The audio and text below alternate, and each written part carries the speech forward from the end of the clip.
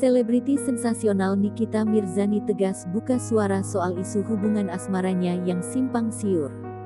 Diketahui, Nikita Mirzani dikabarkan tengah memiliki pacar baru yang berinisial A. Sayangnya, kabar tersebut disertai isu miring bahwa kekasih Nikita Mirzani itu adalah Askara Parasadi Harsono, suami yang digugat cerai Nindi Ayunda. Sebelumnya, Nikita sudah pernah membantahnya. Dengan tegas, Nikita Mirzani pun mengatakan dirinya sama sekali bukan pelakor.